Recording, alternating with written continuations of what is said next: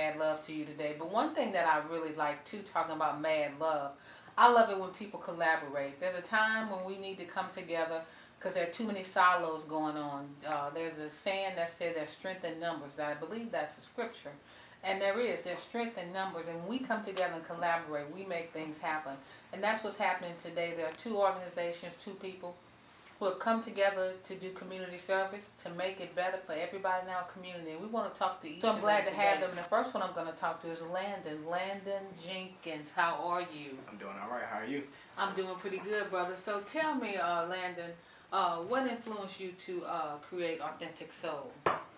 I would definitely have to say that this was something that was God-given. And tell me what Create Soul is again. I'm sorry. We talked about it a little bit, but tell us what it is.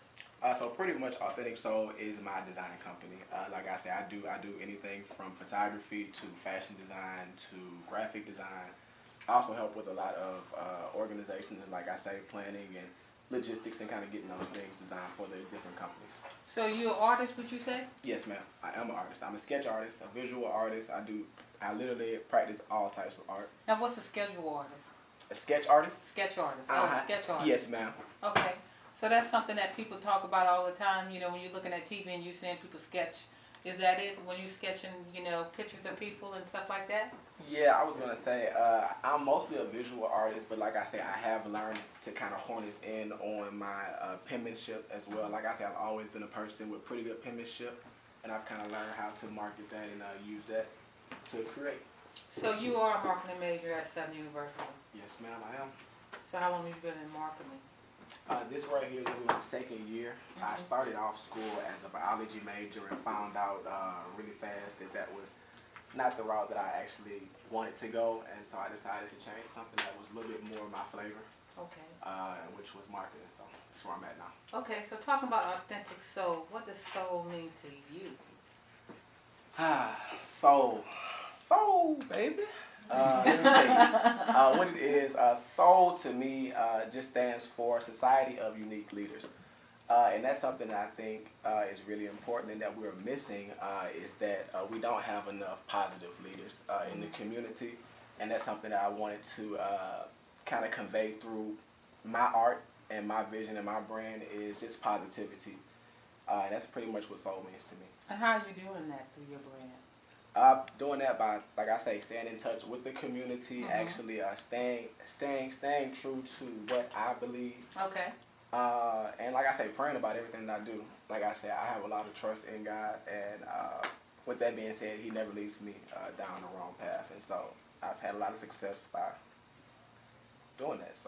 So what community service aspect do you bring to our community through your brand? I was going to say, so like I said, I do work with Bianca with Go Feed. I am in the process of actually creating my own nonprofit, which is going to be called Max Berry's Garden of Soul. And it's pretty much a program that I'm going to implement in schools. Like I said, I work at Thrive Charter at the moment, and it's pretty much teaching kids entrepreneurship as well as agriculture through creating these gardens. And so it's a 5-week after school activity that I'm actually getting ready to implement now. So you're a gardener also? I'm more of the entrepreneurship side, and like I say, one of my co-partners, Imani Maxberry, she is the agriculture side of that. Said you work at Thrive. Correct. We're going to have them on our show pretty soon here. What is Thrive? So Thrive is a chartered boarding school off of Brightside. Right now, we actually have a 6th grade class all the way up until a 10th grade at the moment, but eventually it'll grow into 6th through 12th. Right. And it's pretty much a school that was created by this lady named Sarah Broom. Right. And it's her vision to kind of get a lot of these kids that are born into these kind of tough situations and giving them kind of an outlet, a place to kind of actually grow and thrive. Right. Pretty much. And they're there Monday through Thursday, right? Sunday through Thursday. Okay. And so they live on campus, right? Yes, ma'am. Yeah, Thrive's a great charter school. In an article I read, you stated that you use your apparel as an incentive to you at Thrive School. How does this make you feel? It's actually a really good feeling just to know that you're impacting the kids. Like I say, I work with a lot of people that I feel have a disconnection with our kids because they are so tough in a sense.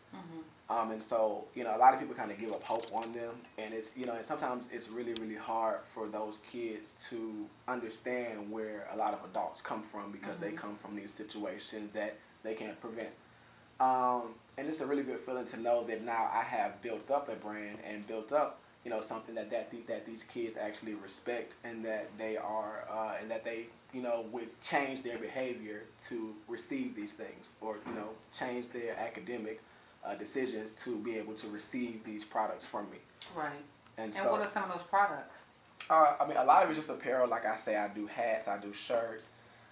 It's pretty much just whatever I have in stock for that season. That, like I say, you know, they'll say, hey, Mr. Jenkins, if I get this right here, then, you know. So it's incentive. It's incentive, yes, ma'am. Okay, that's good. And so, how do you think that works better than just, you know, talking to a person? And I believe in incentives. I think they work really well. So, what do you think about that? It's been proven that they work very well. Like I said, at one point when I wasn't kind of doing the incentive thing, I seen, you know, a lot of different results, and now that I've kind of implemented that, I've seen some better results from them academically and behavior-wise. So, being a student at Southern University and you are taking up marketing, did that help you decide to start your own business or to be an entrepreneur? I would say it played a role in it. Like I said, I always knew that I would create something, but like I say, timing kind of meant everything. Right. And I think, you know, me like I said, I was a track athlete at Southern. And I think once I actually had retired that, That's too funny. You retired at an early age. Oh, well, you know. But once I actually kind of gave up that, I felt like it was my time to actually go in and create something. That's good. And so soul is what I got out of that. So that's good. So another quote that you said, a better self is a better community. What does that quote mean to you? Well, I actually got that quote from my former coach. And, you know, he used to always tell us that, hey, you know, like track is a team effort, but it's also an individual sport. And so, you know, from that, you know, kind of participating and being on that team, you know, I learned a lot about myself and how I can contribute to a team, and how just being myself and, you know, hitting my marks and being able to do the things that I need to do, you know, in return, we got better results as a team. That's good.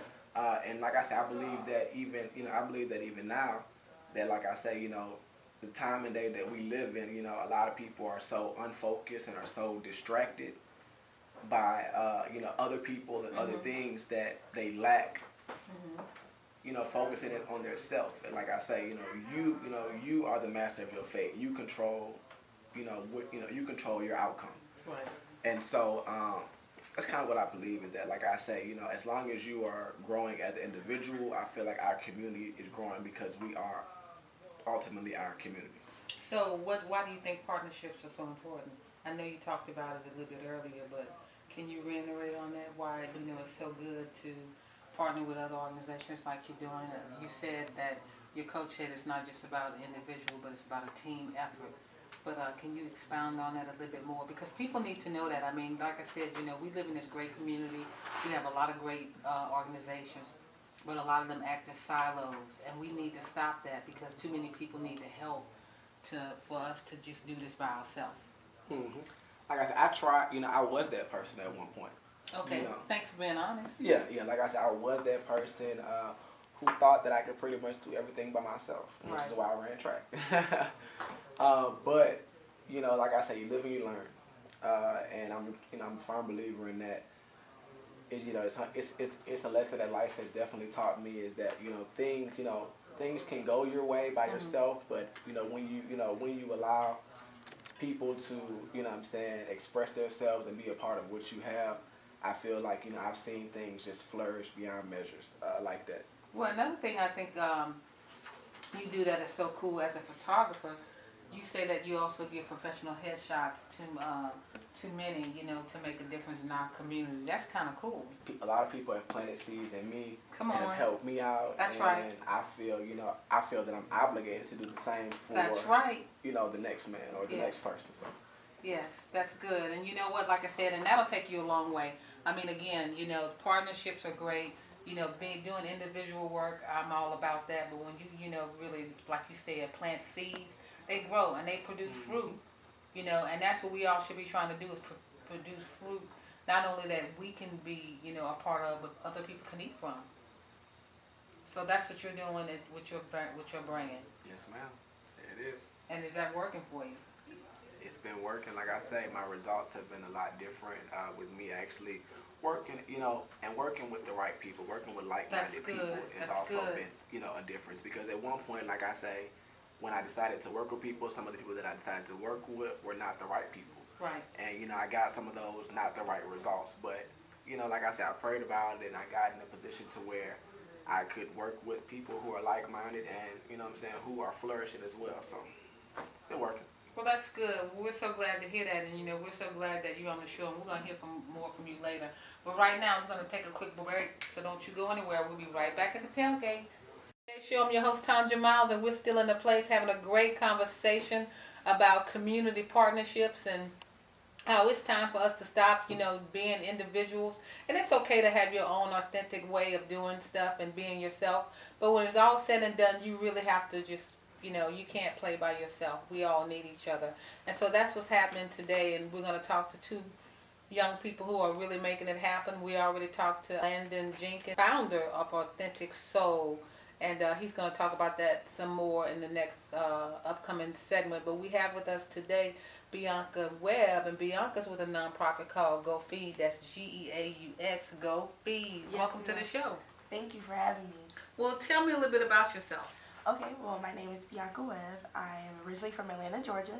I moved here to Baton Rouge, of course, for school. I graduated from LSU. I was the 2015-2016 Homecoming Queen at LSU. Congratulations. Thank you. It's such an honor.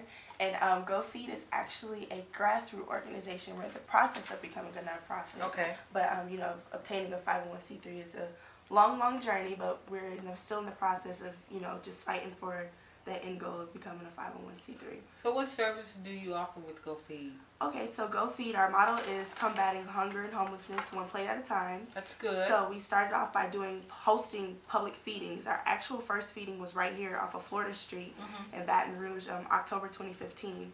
Right after I won Homecoming Queen, I just started pretty much saying, you know what, I want to use my platform to better serve the community. And since Baton Rouge is like my home now, why not start it here? So we do public feedings. Thus far, we've serviced 4 cities: Atlanta, Houston, Baton Rouge, and New Orleans. Oh, that's huge. Congratulations again. And we've reached our 850th person that we've fed so far in December at our Christmas feeding back home in Atlanta at our house women's shelter. So we basically, we started off with public feedings, which is where we just pack up. I cook all the food at the house along with my friend Lauren, and she has a cupcake business. And we just go out and feed plate by plate with some of our friends and peers. But now we're getting into, more of the community partnerships and partnering up with people who have like mottos and visions and purposes like we do. And we pretty much just, now we're doing like going to shelters, counseling the women, because I don't want to just, feed people. I also want to alleviate poverty in underprivileged communities. So I'm really trying to hone in and focus on that. So you're working with partners that can offer those kind of services and resources? Yes, ma'am. So Hosea Feed the Hungry for Atlanta is a really big, started by Hosea Williams. He's a monumental civil rights leader and activist from Atlanta.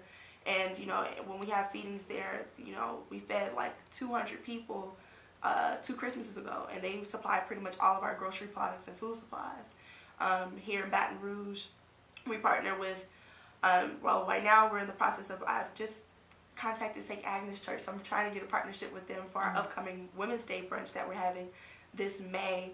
In Houston, we went with Search Houston. It's a nonprofit organization that basically oversees all things homelessness and poverty and hunger in the city of Houston. In New Orleans, we didn't get a chance to partner with anyone in New Orleans just yet, but I also have some politicians here in Baton Rouge like Miss Carolyn Hill, Miss Pat Smith, and all these people who are always willing to give us a helping hand, and even Miss Sydney down at the Guru. Baton Rouge was the venue space. She's sponsoring us for our brunch that we're having for Women's Day. So, you know, just trying to partner with anybody from businesses to other nonprofits, just anyone who's willing to just collaborate to come together to make, you know, Baton Rouge a better place. So what's been the most memorable moment while you've been serving in our community? Okay, well, I think the most memorable moment was, for me, was actually a couple months back. I was in Walmart on College Drive, and one of the ladies who checked me out, I served her a plate of food at our first Go Feed. Come on, how cool is that? And I couldn't believe it. And I didn't want to be like, I gave you some food, you know what I mean? It's like I don't ever want to do that. I'm always humble about it. And I just went in my car and I just started crying because I was just like, man, look at God. Like, come on. You know, and she was just in the process, like, you know, people look at homelessness and they think it's just living on the street. But homelessness is also situational, and it's cyclical. Like, for instance, the people who got displaced from the flood. And it's really high amongst women and children. Like, if you look at the population of women in Baton Rouge who are experiencing homelessness, they also might be experiencing domestic violence. Right. Actually, for most women, it's hand in hand, absolutely. Right. So she was just going through a tough time, and you know, we prayed. We always pray, like, we're, you know, Luke 6:38 is our foundation. You know, so we prayed with them, and it was just a blessing. Like, not even a year later, to see her on her feet and, like, providing for her family. That's what I'm saying. How exciting that is. Yeah, it was. It touched me. It definitely touched me to let me know that, you know, I'm doing something right. Even if I can't, I always say I may not be able to feed 10,000. So one day I hope I can. May not be able to change 10,000 lives, but if I can just touch one person, right, just one, I'm okay. But you know what? You will, because each one does reach one, and while you're touching that one, like you said, you're touching families. When you change one person, you change your family. Absolutely. When you change your family, you change your community. When you change your community, you change your country. So right. That's what you're doing. It takes a village. It takes a village. It takes a village. I firmly believe in that. Something that my mom instilled in me, because, you know, back home in Atlanta, I started off feeding the homeless at my church, Fountain of Faith Missionary Baptist Church, with my mom. And I didn't grow up privileged. You know, my mom raised me. She also went through domestic violence, bad divorce. We were basically homeless, you know, experienced situational homelessness when the housing market crashed. You know, so it's like, there's a special place in my heart for this because I come from it. I've lived I know what it feels like to come home and not have anything to eat. So, I mean, I don't have much now. I'm a struggling college student, but hey, I know I'm going to eat. So I can just ensure that somebody else can have the same thing. I'm going to do it. Right, that's good. So what change do you hope to see through serving the community? What true change you want to see? To be honest, true change that I want to see is unity. I think we are so divided by everything. We're divided by race, by gender, by ideology, by religion, which we shouldn't ever be divided by religion. But, you know, we are. You know, I mean, even if you look at Baton Rouge, let's just be honest, the LSU's campus separates an underprivileged community, and then you go from houses worth $10,000 to houses that are worth $1 million and $2 million. You know, like, I've never seen nothing like that in, like, the city of Atlanta. In the city of Atlanta, you have black people who are making just as much money as the next person, and that person making just as much as the next. It's like an equal opportunity. So for the city of Baton Rouge, I want to see progression, and true progression. I want to just see people who are going to say they're about changing the community, and they get in positions of power, and then they do nothing with it. That's good. I really want to see people who are really going to make a change and not forget about, as my mentor, Miss Carolyn Hill, said, forget about Pookie and Ray Ray them in North Baton Rouge. Right. You know what I mean? I really want to see people put their money where their mouth is. Like, you have people like me who are out here just doing it out the kindness of my heart, and I don't have as many resources as some others may have, and they can really make a difference, and not just in terms of, like, money or giving, like, supplies, but in policy changes. Right, that's good. You know, like, and that's what needs to happen in policy, you know, and, you know, we talk a lot about policy change here on the Tailgate Show, because a lot of times people don't realize how important that is, and we can talk about all the things we want to, but until you change laws on the books, that's why when you told me what you were, public policy. Public policy. I'm like, what are you gonna do with that? What are you gonna do with that? You know? Yes. I definitely want to, you know, even with public policy thus far, I was one of the organizers for the SOS LA Higher Education March. You know, so, and I did that just by using my platform as homecoming queen. You know, and meeting with, like I said, State Representative Pat Smith has always been supportive. Yeah, she's great. She's been on the show before. And she's a soror. She's always supportive. Anything that has to do with community, she's for it. Yes, she is. Even C. Denise Marcel, I gotta give her a shout out too. She was with it. Like, when it came time for us to get a permit, Pat Smith answered our call. You know, Carolyn Hill got us in contact with her. Boom, it was there. And that's what I want to see. That's what that's what needs to happen. And that needs to happen, like, when people look at policy, it's more than just a bunch of words. This thing can have impact. Look at the 3 strikes rule and how that led to mass incarceration today. Yes, indeed. You know what I mean? Like that. Yeah. It's just more than just a bunch of words. It has power. Right. And it can change lives, literally. I mean, and for some policies, let's just be honest, it's a direct contribution to systematic oppression today. Oh, that's right. In communities like in Baton Rouge, North Baton Rouge, and South Baton Rouge. That's right. That's the reason why little Billy can go to the private school, but little Raekwon can't. Like, you know, these are the same things that are the same.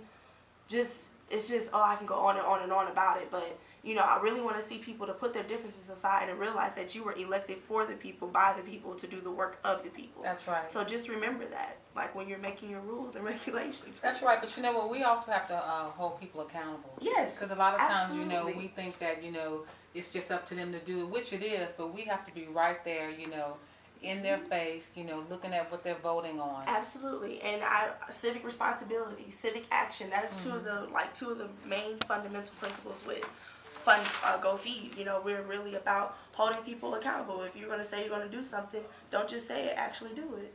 So what is next for Go Feed? Next for Go Feed is obtaining that 501c3. Okay. But we are hosting a Women's Day brunch. It's absolutely free.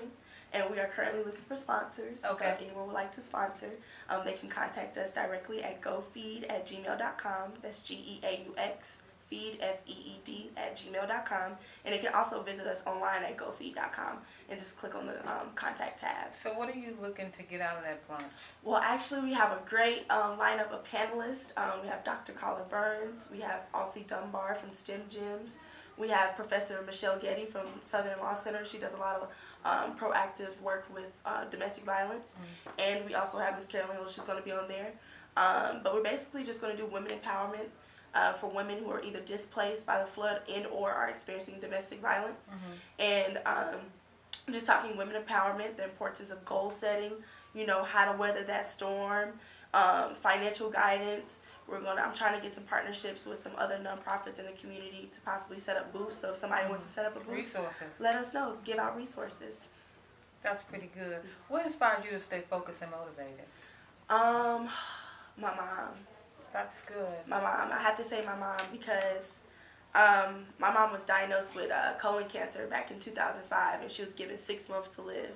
But by the grace of God, she's still here today. Come on, that's so good. I just feel like I watched her literally fight for her life for me. When the doctor asked her, very obnoxious doctor asked her, "What is it that you're living for?" And she said, "What do you mean? I have a daughter that I'm living for, that I'm fighting for. I just want to see her walk across that stage." She's watched me do that twice, so she gets to see me do that 3 more times. That's good. But you know, I really do it for her because I owe it to her to be successful, because she comes from, you know, the projects in Tampa. Like, my dad's from Chicago. Like, they're all inner city people who never had the opportunity to go to college. I'm a first generation college student.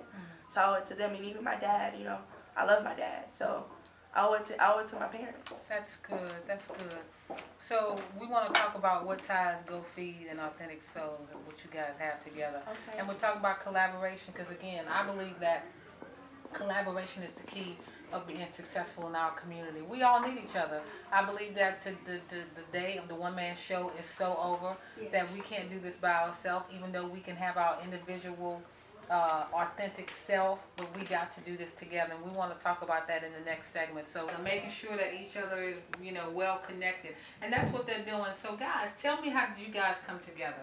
Okay, well, jeez. It's like, where do we start? Right, well, basically. Long story. I mean, it's like we've known each other since basically middle school. We're both from Atlanta. So did you guys know that you were gonna team up here when? No, I know. No. I was about to say, to be honest, it just happened. Like, it really just happened because we even worked together at Thrive. So, him, myself, and our friend Lauren Davis, she graduated from LSU as well. I mean, we all were just here, and I think we bonded together, of course, because it's like, okay, we're in a new city, new state, like, we got to bond together. We went to high school together. And from then, like, you know, as we came here, I think, you know, Landon realized who he was, and biology wasn't his calling, Lord Jesus. But, you know, what he's doing now is absolutely. Yeah, he's thriving. He's thriving in, you know, marketing and doing all the brand and creative branding. And, you know, with myself trying to figure out my way, somehow our paths just crossed. Like, you know, in our missions, and just getting older. Like, we got here when we were like 17, 18. We're 23 now, so may not seem like a long time, but it's like 5 years. Right. That's a long time, you know, That to is. kind of redefine yourself and find yourself at a young age. So I think that's how it started. That's how it started, definitely. I think Being it also like was brother and intentions. sister. I think it was also intentions. What do you as mean well. by that? Just, you know what I'm saying, like I said, working with, like I said, working with genuine people can be almost like addictive, you know. Yeah, it can be. It You is know, so cool. Yeah, you know, like people that have good intentions and that have a good mind on their head, you know what I'm saying, they always seem to kind of cope well together. And I think that's what it was. Like I said, our friendship, you know what I'm saying, kind of transcended down here, and we were able to now do, you know, some smaller things and now doing some larger things now. So how does Authentic Soul and Go Feed work together? Okay, so Authentic Soul and Go Feed, we work together. Like I say, it literally started from just an idea. You know, just from Bianca saying that this is what she wanted to do, and me just being the friend to say, hey, I'll help you do this. You know, like at one point, it wasn't like I wanted any position or anything. I just wanted to genuinely help my friend. And, you know, vice versa, like, you know, with me and clothing, like I say, she would all the time be my model and kind of help me and do things like that. And so, you know, like, we kind of just coped really well together. And so we just continue to, you know what I'm saying, grow and prosper. So it's been working. That's good. Yeah, like he said, he called me up, B, I got this new design I just made. I need you to put it on for me. Let's take some pictures. Okay, you know. And then it came from me like, okay, so he sells Soul Aid at the Tailgates. It's a great side hustle, by the way. Just want to say that. And, you know, like, of course, we're feeding, you know, we need drinks, so why not, like, promote your brand, too? So he'll, like, make the Soul Aid and bring it out. You know, Soul Aid? Soul Aid. Best lemonade in town. Wait, hold up. Soul Aid? Soul Aid. Wait, you didn't tell me about that. You know, I tried to, you know, stay tunnel. No, you guys got, don't do tunnel. No, tell me more. You know, we want to know. We want to know. Listening ears want to know. I got you. So basically what Soul Aid is Soul Aid is actually a gourmet lemonade that I actually partnered up with one of my college. Wait, you didn't bring any here? I didn't. You know, I should have, but Megan. I'm so sorry. I'll bring some back. Okay.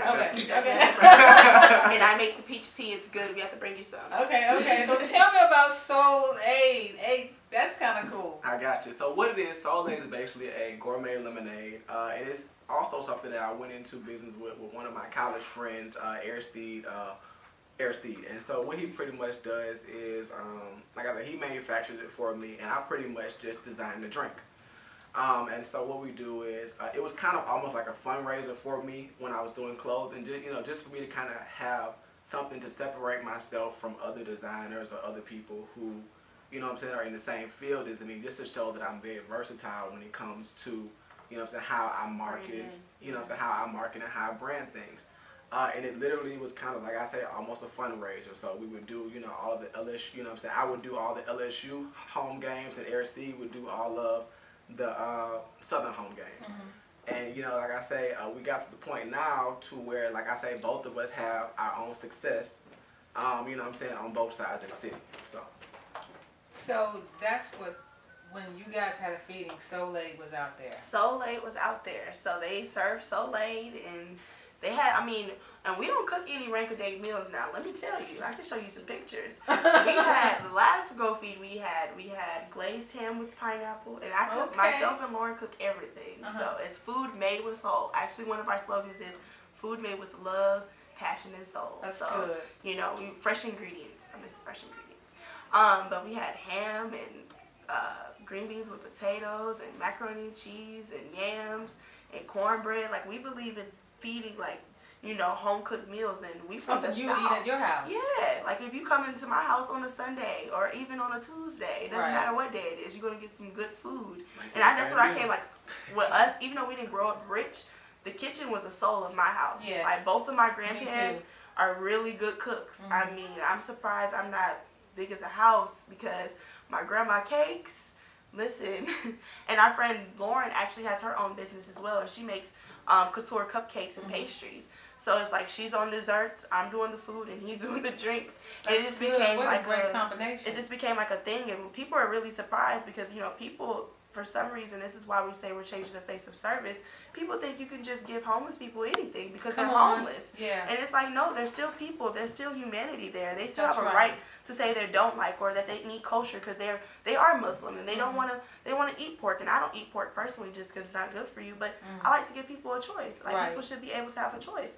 Like, and I don't really like when people try to make it like you need a sandwich or you just need to take these bag of chips because you need it more than I do. Right. I want to give people something that is good for the tummy and good for the soul. That's good. That's good. What about the experience, I think, as well? You know, like I said, a Yeah, lot of people who do, you know what I'm saying, suffer with homelessness and things like that, you know, like a lot of times they miss out on these experiences that people, you know what I'm saying, typically have, like when you go to a restaurant or when you go to, you know what I'm saying, a fast food place and things like this, they miss out on that. And being catered to, honestly. Being catered to. And that's kind of what I think that Bianca's vision was, too, was to actually be able to cater to these people and let them know that, hey, someone out here still cares about you, and, you know what I'm saying, we're not going to just half it, we're going to give you the whole thing. And Landon actually will walk up, like, over the overpass. What street is that off of?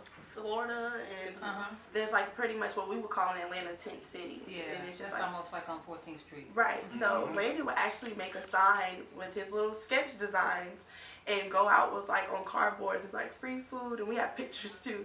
And he'll just walk up and down Florida and just, like, bring people to us, because we would set up actually at the there's a quick stop across from Goodyear. The owner there has always been very, that's in Florida. Yes, always been very, you know, open to us being there. They have like a little I think we used to be a little car wash there that you know is not used anymore, but it's very it's in that area that's kind of concentrated because St. Vincent de Paul is right down the street. Right, St. Agnes. So everything is right there. So, you know, and that's what this, even with this women's brunch, that's what this is about. It's brunch because people don't get a chance to do something like this. You know what I mean? And I want to give them something that's good. Like, your mom is around Mother's Day, and, you know, people get depressed. So all of our events, like, for every holiday, I try to do something, especially with Christmas, Mother's Day, Father's Day, Thanksgiving. And he partners with me on that, too. Right, because those are the times that people, you know, that's the depression do set in. Right, and then now, you know, the mental health aspect in the African American community is becoming more and more organized. Yes, because, you know, when we're younger, I remember the doctor tried to diagnose me with ADHD. Mama said, girl, bye. She don't have no ADHD. That ain't real. Like, and, you know, and some people argue that it's not. Some people really think that might be a psychosis they put on black children, a dope on black children. For people like Dr. Umar Johnson, that's what he believes, and some other psychologists. And my mom was one of those parents, and she didn't go to school to know that. And I never took medicine for ADHD, but, you know, that was her philosophy. But I do understand that's not the case for everybody. That's right. There are people who are struggling with mental health. I have people in my family who are struggling with mental health, and I'm very serious about that. And I understand that, and that's one of my goals is to reduce the stigma of that. Yes, absolutely. And we actually, there's a group home that we service here that is actually right down here off of Florida, and it's a group home for people with who are disabled and have mental illnesses. And what we do is on nights that we can, maybe on weekends where we can't service 100 people, we can go make a home cooked meal for maybe 20 or 30 and go drop it off there at that group home. That's good. And that, you know, that's what I mean by community partnerships. They matter. Those are places like that the director there said nobody even knows we're here unless they have a family member here. And, you know, those people get overlooked every day. It's like they don't have a voice. You know, like they're forgotten. So I always want to make sure everybody in the community is touched. That's good. So, Landon, how do you use your art, or how do you use art to serve our community? I use art really just to kind of, like I say, market all of our stuff to help us get a lot of these, you know what I'm saying, support from people who do, you know, have the means to kind of help. Because, like I say, you know, those people, you know, like, you know, they want to know that you're serious about what you're doing. You know, and like I believe that it's definitely in the power of the creators to create things that let these people, you know what I'm saying, who do have this means, who do have the money, who do have the power, to actually see that people, you know what I'm saying, who might not be as fortunate but have the creative ability to get the attention of these people, to make them realize and say, you know, okay, cool, you know, like, hey, come on and support, come on. Like I said, people are still doing this because a lot of times, you know, once I think you get to that certain, I think, demographic or that certain, you know what I'm saying, level of money, like I say, you kind of almost forget about that. And my thing is to really like close that bridge and just to use, you know what I'm saying, my face and myself as a testimony to those people to get their awareness and get them out here to really help. And that's why, like I said, every Go Feed, you know, I'm up and down the streets, you know what I'm saying, with a sign, because like I said, I want people to actually know that we're out here. That's good. You know, like I don't want this to be something where people see us out there and wonder, what are we doing? Right. You know exactly what we're doing. You know, we've had people just come by and stop and just donate stuff just from seeing us out there. That's good. You know, they're like, okay, we see signs, we see homeless, we see food. Let's donate some clothes. Let's donate some this. They gave me $25 just for being in Walmart. That's good. So, you know, people help when they know. Yeah, and that's what he does. And people are looking for good opportunities to sow seeds as well. You know, into good organizations like you guys. Yes. So tell us, how can we get in contact, first of all, with you, Landon? If someone is looking to get in contact with you, how do they do that? Guys, if you're looking to get in contact with me, you can definitely email me at Landon, Landon, Jenkins, Jenkins, @gmail.com. Or like I said, you can contact Bianca as well, because she's a first-hand source right there for me. And Bianca, how do people get in contact with you? Okay, so people can visit our website at gofeed.com, and that is GEAUX, feed, FEED.com, or they can email us at gofeed, GEAUX, FEED @gmail.com. And we have a contact form on our website, so anything that anyone puts on there, it will come straight to me. Or they can follow us on Instagram at GoFeed, and they can follow us on Facebook at GoFeed. What closing remarks do you have for our listening audience? Closing remarts would be, in the words of Gandhi, be the change that you wish to see in the world. That's right. That's and good. I live by that. Don't just say it, but be about it. Put your money where your mouth is. Well, let me ask you this right quick. So if people want to know about the brunch, if they might know someone that, you know, would qualify, if you will, or would really be a perfect fit, how would they can RSVP online. They actually could just go online, click on our events tab, and there's a slideshow that talks about the brunch. Just click on that, and it'll take them to our RSVP website, and they fill out the information. I'll get it. They can also call this number at 678-760-4688 to do reservations as well. Okay, that's good. So you guys are taking reservations? Yes. That's good. Yes, that's good. I love it. And what about you, Landon? What's some of the, you know, if you had something you wanted to say, what would it be? The best thing I can say is just definitely get involved with your community. That's because, good. Because like I say, one thing that I've learned is that me and Bianca, like I said, neither one of us are originally from Louisiana or Baton Rouge. You know, and like I say, we take the initiative to, label this as our home now because we do live out here. And, it would be a lot better if the people who are actually out here would get more involved. From you. You know what I'm saying? Like, to give back to their city, because like I say, when we go home, we do the same thing. In Atlanta and in Baton Rouge. So the biggest thing, which is, like I say, get involved. Definitely support a great cause. Like I say, Bianca is definitely doing, like some great things with her Go Feed and whatnot. And I want people just to be aware of, what she's doing. Right. And you know what, guys? That's what it's all about, working together. Like I said earlier, the day of the one-man show is so over. We all need each other. We really do. We're workers together with God. We are workers together. And that's the word that I want us to hit on today, is together we can make a difference in our community.